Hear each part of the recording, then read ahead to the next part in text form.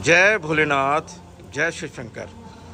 जो महान हस्ती खड़े हैं वो है श्रीमान कमल किशोर शास्त्री जी, जो कि हमारे फरीदकोट नगर गौशाला पंचवटी के मुख्य पंडित जी हैं। तो उनसे आज जानकारी लेंगे जो अब की बार सोमवार आ रहा है, आखिरी सोमवार सावन के महीने का, तो उसके बारे में उनसे जानकारी लेंगे कि इस सोमवार में क्या खास होने वाला है। जी बोलिए शंकर भगवान की जय। श्रावण का महीना भगवान शिव को बड़ा ही प्रिय है और ये जो श्रावण का आखिरी सोमवार है इसमें भगवान शिव की पूजा विशेष खास करके करी जाती है। देखो, एक महीने के अंदर 4 सोमवार आते हैं जिसमें 4 पदार्थों की विशेष प्रधानता होती है: धर्म, अर्थ, काम और मोक्ष। ये 4 ही पदार्थ हैं। तो चौथा सोमवार अब आएगा।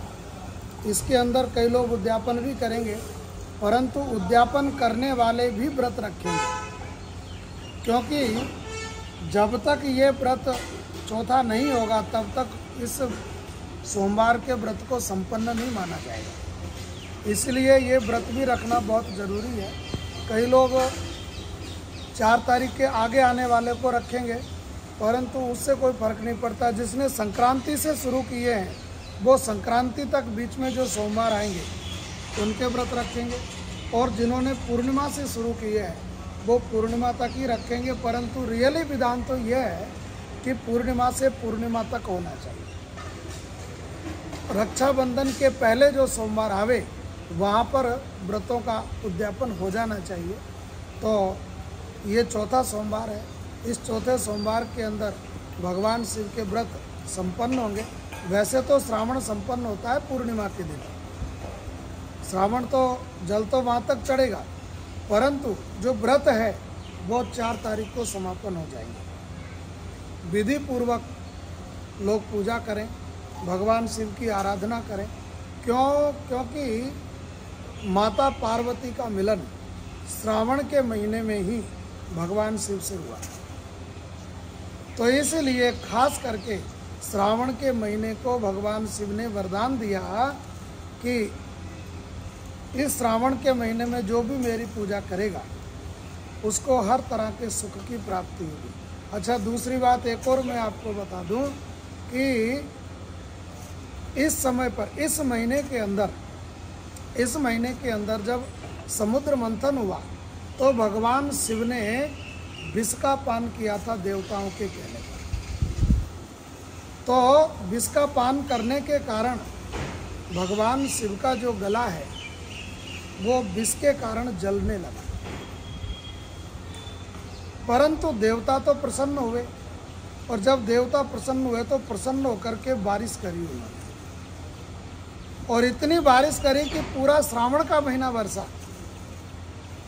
तो इसलिए ये महीना खास करके भगवान शिव की पूजा के लिए माना जाता है। अच्छा, इसके अलावा यूँ भी आप समझिए कि भगवान शिव ने विष पी करके संपूर्ण सृष्टि की रक्षा करी है।